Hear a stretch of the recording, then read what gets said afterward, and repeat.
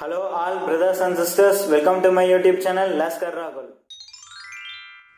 Chapter 20 of The Science of Being Great by Wallace D. Wattles. Serving God. I have brought you thus far through the two preceding chapters with a view to finally settling the question of duty. This is one that puzzles and perplexes very many people who are earnest and sincere, and gives them a great deal of difficulty in its solution. When they start out to make something of themselves and to practice the science of being great, they find themselves necessarily compelled to rearrange many of their relationships. There are friends who perhaps must be alienated. There are relatives who misunderstand and who feel that they are in some way being slighted. The really great man is often considered selfish by a large circle of people who are connected with him and who feel that he might bestow upon them more benefits than he does. The question at the outset is it my duty to make the most of myself regardless of everything else? Or shall I wait until I can do so without any friction or without causing loss to anyone? This is the question of duty to self versus duty to others. One's duty to the world has been thoroughly discussed in the preceding pages, and I give some consideration now to the idea of duty to God. An immense number of people have a great deal of uncertainty, not to say anxiety, as to what they ought to do for God. The amount of work and service that is done for Him in these United States, in the way of church work and so on, is enormous. An immense amount of human energy is expended in what is called serving God. I propose to consider briefly what serving God is, and how a man may serve God best, and I think I shall be able to make plain that the conventional idea as to what constitutes service to God is all wrong. When Moses went down into Egypt to bring out the Hebrews from bondage, his demand upon Pharaoh, in the name of the deity, was, "Let the people go that they may serve me."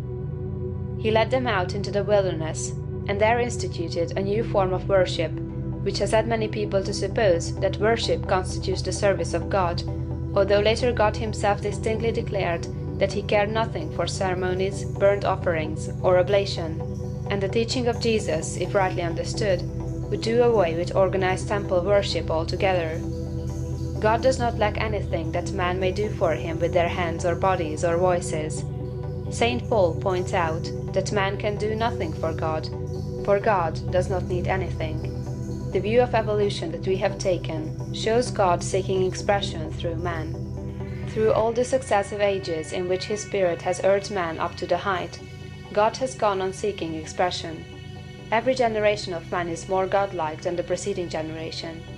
Every generation of man demands more in the way of fine homes, pleasant surroundings, congenial work, rest, travel, and opportunity for study than the preceding generation. I have heard some short-sighted economists argue that the working people of today ought surely to be fully contented because their condition is so much better than that of the working man 200 years ago, who slept in a windowless hut on a floor covered with rushes in company with his pigs. If that man had all that he was able to use for the living of all the life he knew how to live, he was perfectly content, and if he had lack he was not contented. The man of today has a comfortable home and very many things, indeed, that were unknown a short period back in the past, and if he has all that he can use for the living of all the life he can imagine, he will be content. But he is not content. God has lifted the race so far that any common man can picture a better and more desirable life than he is able to live under existing conditions. And so long as this is true, so long as a man can think and clearly picture to himself a more desirable life, he will be discontented with the life he has to live, and rightly so. That discontent is the Spirit of God urging man to do more desirable conditions. It is God who seeks expression in the race. He works in us to will and to do. The only service you can render God is to give expression to what He is trying to give the world through you. The only service you can render God is to make the very most of yourself in order that God may live in you to the utmost of your possibilities. In a former work of this series, The Science of Getting Rich, I refer to the little boy at the piano, the music in whose soul could not find expression through his untrained hands. This is a good illustration of the way the Spirit of God is over, about, around, and in all of us, seeking to do great things with us, so soon as we will train our hands and feet, our minds, brains, and bodies to do His service. Your first duty to God, to yourself, and to the world is to make yourself as great a personality in every way as you possibly can. And that, it seems to me, disposes of the question of duty.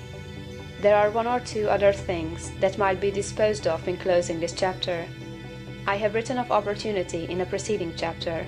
I have said, in a general way, that it is within the power of every man to become great, just as in the science of getting rich, I declare that it is within the power of every man to become rich.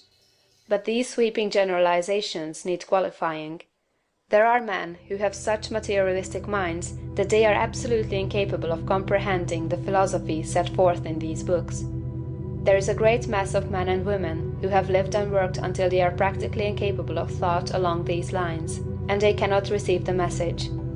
Something may be done for them by demonstration, that is, by living the life before them. But that is the only way they can be aroused.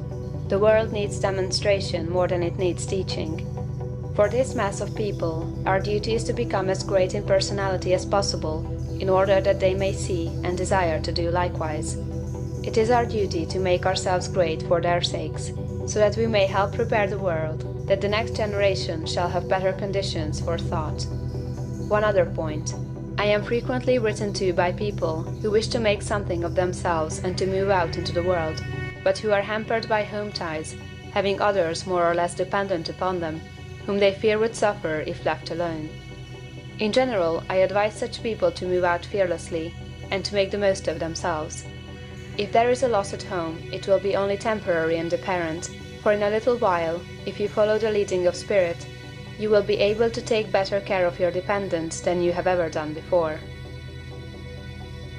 End of chapter 20.